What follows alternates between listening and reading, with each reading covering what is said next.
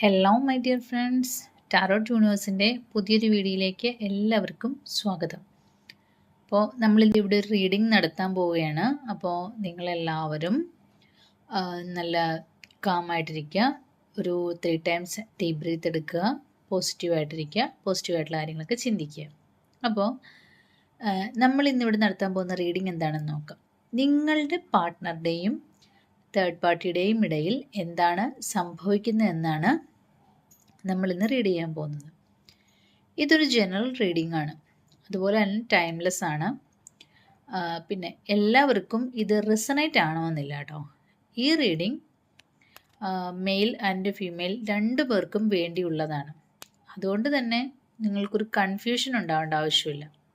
പിന്നെ നിങ്ങൾക്കറിയാം നിങ്ങളുടെ ജെൻഡർ എന്താണ്, നിങ്ങളുടെ പാർട്ട്ണറിൻ്റെ ജെൻഡർ എന്താണ്. അപ്പോൾ നിങ്ങളത് വെച്ചിട്ട് കാർഡിലെ കാര്യങ്ങൾ എടുക്കുക, റീഡിങ്ങിൻ്റെ കാര്യങ്ങൾ എടുക്കുക. പിന്നെ ഇത് എല്ലാവർക്കും ഞാൻ പറയുന്ന പോലെ എല്ലാവർക്കും റെസണേറ്റ് ആകണമെന്നില്ല. റെസണേറ്റ് ആകുന്നവർ അത് എടുക്കുക, അല്ലാത്തവരത് വിട്ടുകളയുക. പിന്നെ ഞാൻ ഒന്നുകൂടെ പറയുകയാണ്, ഇതൊരു തേർഡ് പാർട്ടി റീഡിംഗ് ആണ്. അതുപോലെ തന്നെ എല്ലാവരുടെയും ലൈഫിൽ തേർഡ് പാർട്ടി ഉണ്ടാകണമെന്നില്ല കേട്ടോ. അതുകൊണ്ട് തന്നെ ഇത് എല്ലാവർക്കും റെസണേറ്റ് ആവില്ല. കാരണം ചിലരുടെ ലൈഫിലായിരിക്കും തേർഡ് പാർട്ടി ഉണ്ടാവുള്ളൂ, ചിലരുടെ ലൈഫിൽ തേർഡ് പാർട്ടി ഉണ്ടാവില്ല. അപ്പോൾ അതില്ലാത്തവർ എൻ്റെ ലൈഫിൽ തേർഡ് പാർട്ടി ഇല്ലല്ലോ, പിന്നെ ഞാൻ എന്തിനിത് എടുക്കണം എന്നുള്ള രീതിയിലേക്ക് വേണ്ട. നിങ്ങൾക്കിത് റെസണേറ്റ് ആണില്ലെങ്കിൽ നിങ്ങൾക്കിത് വിട്ടുകളയാം, നിങ്ങൾക്ക് വീഡിയോ സ്കിപ്പ് ചെയ്യാം. അപ്പോൾ അതുപോലെ തന്നെ ഇത് ചിലപ്പോൾ പോസിറ്റീവ് ആകാം, നെഗറ്റീവ് ആകാം. നിങ്ങൾക്ക് റെസണേറ്റ് ആയി മാത്രമേ നിങ്ങളിത് എടുക്കാൻ പാടുള്ളൂ. അപ്പോൾ നമുക്ക് റീഡിങ്ങിലേക്ക് പോവാം. അപ്പോൾ നമുക്ക് നോക്കാം, അതായത് എന്താണ് നമ്മുടെ വ്യൂവേഴ്സിൻ്റെ കറൻറ്റ് എനർജി എന്താണെന്ന് നമുക്ക് നോക്കാം. ഇതാണ് നമ്മുടെ വ്യൂവേഴ്സിൻ്റെ കറൻറ്റ് എനർജി. 5 of Wands ആണ്. ഇനി നിങ്ങളുടെ പാർട്ട്ണറുടെ കറൻറ്റ് എനർജി എന്താണെന്ന് നോക്കാം. അതാണ് കിങ് ഓഫ് വാൻഡ്സ്. ഇനി നിങ്ങളുടെ തേർഡ് പാർട്ടിയുടെ കറണ്ട് എനർജി എന്താണെന്ന് നോക്കാം. ജസ്റ്റിസ്. ഈ 3 കാർഡുമാണ് നമ്മൾക്കിപ്പോൾ കിട്ടിയിരിക്കുന്നത്. ഇപ്പം നമ്മൾ നിങ്ങളുടെയും, അതായത് നമ്മുടെ കറണ്ട് വ്യൂവേഴ്സിൻ്റെയും അതുപോലെ തന്നെ അവരുടെ പാർട്ട്ണറുടെയും തേർഡ് പാർട്ടിയുടെയും കറണ്ട് എനർജിയാണ് നമ്മൾ നോക്കിയിരിക്കുന്നത്. ഇനി നിങ്ങളുടെയും നിങ്ങളുടെ പാർട്ട്ണറുടെയും ഇടയിൽ സംഭവിക്കുന്ന എന്താണ്? 6 of Wands ആണ് നമുക്ക് കിട്ടിയിരിക്കുന്നത്. നിങ്ങളുടെ തേർഡ് പാർട്ടിയുടെയും നിങ്ങളുടെ പാർട്ട്ണറുടെ ഇടയിലും സംഭവിക്കുന്ന കാര്യങ്ങൾ കിട്ടിയിരിക്കുന്നത് ഹെർമിറ്റ് കാർഡാണ്. അപ്പോൾ നമുക്ക് നോക്കാം എന്താണെന്നുള്ളത്. അപ്പോൾ എനിക്കിപ്പോൾ ഇതിൽ നിന്നും മനസ്സിലാകുന്നത് എന്താണെന്ന് വെച്ചാൽ, നിങ്ങൾ ശരിക്കും ഒരു കോമ്പറ്റിറ്റീവ് എനർജിയിലാണ്. അതായത് ലൈഫിൽ ഇപ്പോൾ നിങ്ങൾ നല്ലതുപോലെ സ്ട്രഗിൾ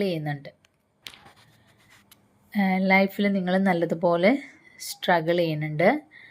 എന്ന് വെച്ചാൽ നിങ്ങളുടെ ലൈഫിൽ മുഴുവനും സ്ട്രഗിളിങ് എന്നല്ല ഉദ്ദേശിക്കുന്നത്. എനിക്ക് തോന്നുന്നു നിങ്ങളുടെ ലൈഫിൽ ശരിയായൊരു പേഴ്സണെ നിങ്ങൾക്ക് ഇതുവരെ കിട്ടിയിട്ടില്ല എന്നുള്ളതാണ്.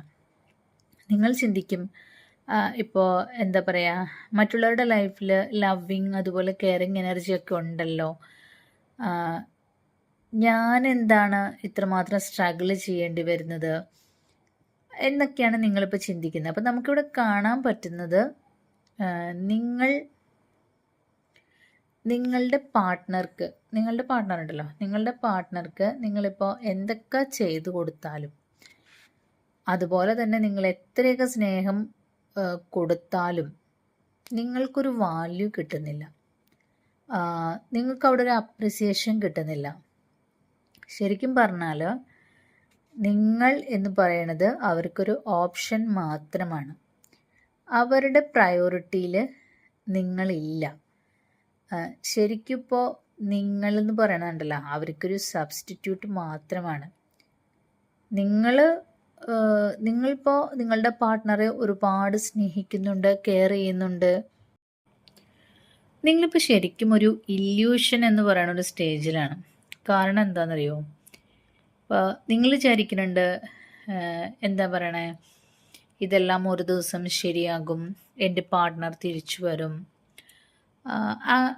എൻ്റെ പാർട്ട്ണർക്ക് എന്നെ ഒരുപാട് ഇഷ്ടമാണ്. അങ്ങനെയൊക്കെയുള്ള കുറേ തോട്ട്സാണ് നിങ്ങളുടെ മനസ്സിലുള്ളത്. അപ്പോൾ ശരിക്കും നിങ്ങളൊരു വെയിറ്റിംഗ് എനർജിയിലാണ്.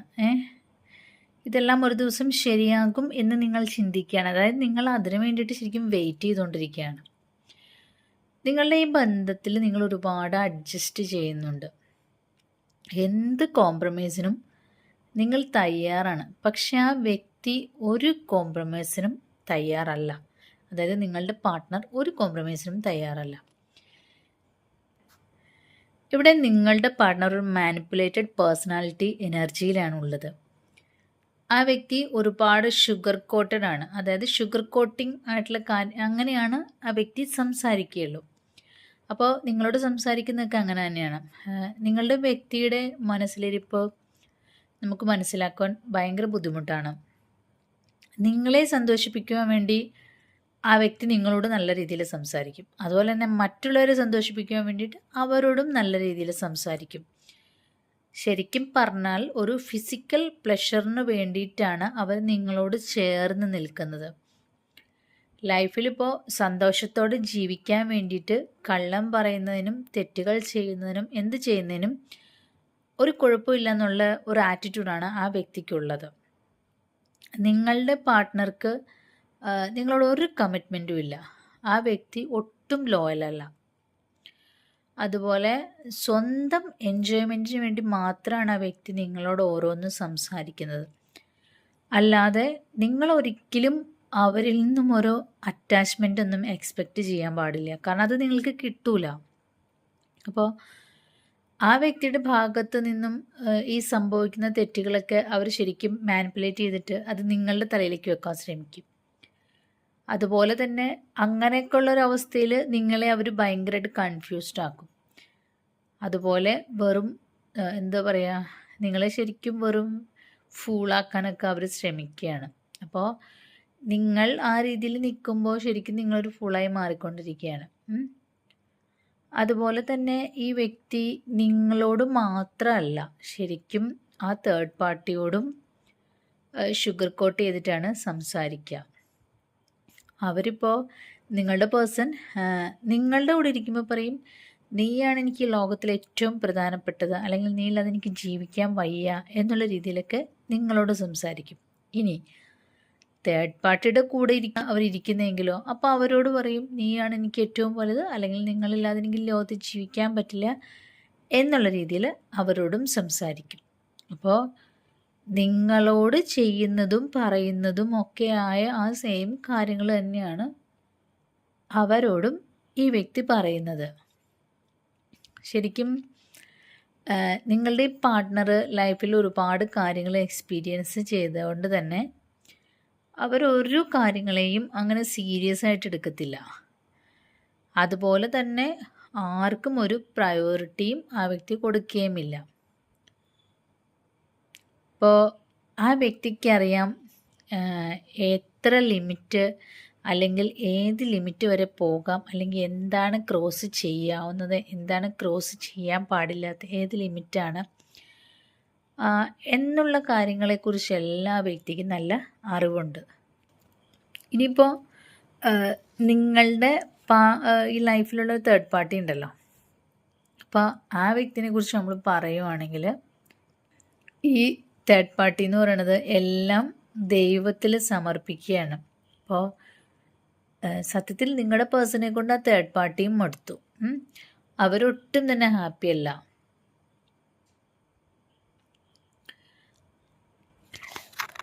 അവരുടെ ഇടയിലുള്ള ഈ കാർഡാണ്, അവരുടെ ഇടയിലുള്ള ഒരു ഇത് വെച്ച് എനർജി നമ്മൾ നോക്കുമ്പോഴാണ് നമുക്ക് ഈ ഹെർമിറ്റ് എന്ന് പറഞ്ഞ കാർഡ് കിട്ടിയിരിക്കുന്നത്.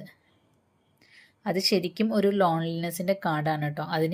ലോൺലിനെസ്സിനെയാണ് ഈ ഹെർമിറ്റ് റെപ്രസെൻ്റ് ചെയ്യുന്നത്. ഈ ബന്ധത്തിൽ, അതായത് നിങ്ങളുടെ പേഴ്സണും നിങ്ങളുടെ തേർഡ് പാർട്ടിയും തമ്മിലുള്ള ബന്ധത്തിൽ നേരത്തെ ഉണ്ടായിരുന്ന പോലെ ഒന്നും തന്നെ ഇപ്പോൾ ഇല്ല. അതായത് പ്രണയം, സന്തോഷം, അങ്ങനെയുള്ള കാര്യങ്ങളുണ്ടല്ലോ, അങ്ങനത്തെ കാര്യങ്ങളൊന്നും നേരത്തെ ഉണ്ടായിരുന്നത് പോലെ ഒന്നും ഇപ്പോൾ ഇല്ല. എന്നാലോ ലോൺലിനെസ് ധാരാളം ഉണ്ട് താനും. ശരിക്കും തേർഡ് പാർട്ടിയും ഇപ്പോൾ നിങ്ങളെപ്പോലെ തന്നെ നല്ല സങ്കടത്തിലാണ്. അവരിപ്പോൾ ഒരു ഇങ്ങനെ എന്താ പറയുക, ഈ സ്പിരിച്വൽ പ്രാക്ടീസിലാണ് അവരിപ്പം കുറച്ചും കൂടെ കോൺസെൻട്രേറ്റ് ചെയ്യുന്നത്. അതായത് അങ്ങനെ സ്പിരിച്വൽ ആയിട്ടുള്ള കാര്യങ്ങളിലേക്ക് കൂടുതൽ പോകുമ്പോൾ അവരുടെ ആ ഒരു ലോൺലിനെസ്സിനെ അവർക്ക് ഓവർകം ചെയ്യാൻ പറ്റും. അല്ലെങ്കിൽ അവരുടെ സങ്കടങ്ങൾ, അവരുടെ വിഷമങ്ങൾ, ബുദ്ധിമുട്ടുകൾ, അങ്ങനെയുള്ള കാര്യങ്ങളെല്ലാം അവർക്ക് ഓവർകം ചെയ്യാൻ പറ്റും. ഇപ്പോൾ നിങ്ങളുടെ ഈ തേർഡ് പാർട്ടി നിങ്ങളുടെ ഈ പേഴ്സണെ വിശ്വസിക്കുന്നില്ല. അപ്പോൾ അതുപോലെ ഈ തേർഡ് പാർട്ടിയും നിങ്ങളുടെ പേഴ്സണും തമ്മിലുള്ള ഈ ബന്ധത്തിൽ ധാരാളം ഇമോഷണൽ ഗ്യാപ്പ് വന്നിട്ടുണ്ട്. ശരിക്കും അവിടെ ഒരുപാട് ഇമോഷണൽ ഗ്യാപ്പ് വന്നു. അവർ തമ്മിൽ ഒട്ടും തന്നെ ലവ് ഇല്ല ഇപ്പോൾ, അല്ലെങ്കിൽ ആ ഒരു സ്നേഹം ഇപ്പോൾ അവർ തമ്മിൽ ഇല്ല നേരത്തെ ഉണ്ടായിരുന്നത് പോലെ. നിങ്ങളുടെ പേഴ്സൺ എന്ന് പറയുമ്പോൾ ആ വ്യക്തിയുടെ ഒരു പ്രത്യേകത എന്താണെന്ന് വെച്ചാൽ ആ വ്യക്തിക്ക് ആരോടും കൺസേൺ ഇല്ല, ഒരു കൺസേണുമില്ല. അപ്പോൾ ഈ ഒരു വ്യക്തിയുടെ പേരിൽ നിങ്ങളും തേർഡ് പാർട്ടിയും ശരിക്കും ഡിസ്റ്റർബ്ഡ് ആണ്. അതായത് ഈ രണ്ട് വ്യക്തികളും ഈ പേഴ്സൻ്റെ പേരിൽ ഒരേ സമയം ഡിസ്റ്റർബ്ഡ് ആണ്, സങ്കടത്തിലാണ്. അങ്ങനെ കുറേ കാര്യങ്ങൾ ഈ വ്യക്തി നിങ്ങളോടും നിങ്ങൾ തേർഡ് പാർട്ടിയോടും ഒരേ സമയം ചെയ്യുന്നുണ്ട്. അതുപോലെ തന്നെ പറയുകയാണെങ്കിൽ നിങ്ങളുടെ പാർട്ട്ണർ ആരോടും ഒരു സീരിയസ് ആയിട്ടുള്ളൊരു ബന്ധവുമില്ല എപ്പോഴും. പക്ഷേ നിങ്ങൾക്ക് ഇപ്പോഴുമുള്ള ഒരു തെറ്റായ ഒരു ചിന്താഗതി എന്താണെന്ന് വെച്ചാൽ, നിങ്ങളിപ്പോഴും ചിന്തിക്കുന്നത് നിങ്ങളുടെ പാർട്ട്ണർ ഭയങ്കര സ്ട്രൈറ്റ് ഫോർവേഡ് ആണെന്നാണ്. അപ്പോൾ നിങ്ങളോടുള്ള ഒരു സ്നേഹം കൊണ്ട് ആ വ്യക്തി തിരിച്ചു വരും എന്നാണ് നിങ്ങളിപ്പോഴും ചിന്തിക്കുന്നത്. പക്ഷേ നിങ്ങളുടെ പാർട്ട്ണർ ഇപ്പോഴും ആ ഒരു എൻജോയ്മെൻറ്റ് മോഡിലാണ് നിൽക്കുന്നത്. ഫ്യൂച്ചറിൽ എന്താ പറയുക, ഫ്യൂച്ചറിൽ നിങ്ങൾക്കൊരു റീയൂണിയൻ ചാൻസ് ഒക്കെ ഉണ്ട്. പക്ഷെ യൂണിവേഴ്സ് നിങ്ങളോട് പറയുന്നത് നിങ്ങൾ ഈ ബന്ധത്തിൽ നിൽക്കണ്ട എന്നാണ്. അപ്പോൾ ഈ ബന്ധത്തിൽ നിങ്ങൾ, അല്ലെങ്കിൽ നിങ്ങളുടെ പാർട്ട്ണർ നിങ്ങളുടെ അടുത്തേക്ക് വരുമ്പോൾ നിങ്ങൾ വീണ്ടും ഒരു റീയൂണിയൻ ആഗ്രഹിക്കുന്നുണ്ടെങ്കിൽ അത് നിങ്ങൾക്കൊരിക്കലും സമാധാനം തരാൻ പോകുന്നില്ല. കാരണം നിങ്ങളുടെ ലൈഫിൽ ഇപ്പോൾ നിങ്ങൾ കുറേ അനുഭവിച്ചു അല്ലേ. നിങ്ങളുടെ ലൈഫിൽ നിങ്ങളുടെ പേഴ്സൺ നിങ്ങളുടെ ലൈഫിൽ ഒരു തേർഡ് പാർട്ടി ഉണ്ടായി. പിന്നെ അതിനെ കണ്ടിന്യൂ ചെയ്തിട്ടുള്ള ഒരുപാട് പ്രശ്നങ്ങൾ നിങ്ങളുടെ ലൈഫിലുണ്ടായി. അപ്പോൾ അത് കഴിഞ്ഞിട്ട് വീണ്ടും നിങ്ങൾ ആ പേഴ്സണെ അക്സെപ്റ്റ് ചെയ്യുമ്പോൾ ഫ്യൂച്ചറിൽ വീണ്ടും ഇതുപോലെ എന്തെങ്കിലും ഇഷ്യൂസൊക്കെ ഉണ്ടാവും. അപ്പോൾ നിങ്ങൾ വീണ്ടും സഫർ ചെയ്യേണ്ടി വരും. അപ്പോൾ അതുകൊണ്ട് തന്നെ നിങ്ങളെപ്പോഴും നിങ്ങളുടെ കാര്യങ്ങൾ നോക്കുക. അപ്പോൾ യൂണിവേഴ്സ് അതുകൊണ്ട് നിങ്ങൾക്കൊരു മുന്നറിയിപ്പ് തരുകയാണ്. നിങ്ങൾ ഈ ബന്ധത്തിൽ നിൽക്കണ്ട, നിങ്ങളുടെ പാർട്ട്ണറെ നിങ്ങൾ വിശ്വസിക്കേണ്ട എന്ന് യൂണിവേഴ്സ് നിങ്ങളോട് പറയുകയാണ്. അപ്പോൾ ഞാൻ ഒന്നുകൂടി പറയുകയാണ്, നിങ്ങൾക്ക് ഈ വീഡിയോ റെസനേറ്റ് ആവുന്നുണ്ടെങ്കിൽ മാത്രമേ എടുക്കാൻ പാടുള്ളൂ, അല്ലാത്തവർ ഈ വീഡിയോ വിട്ടുകളയുക.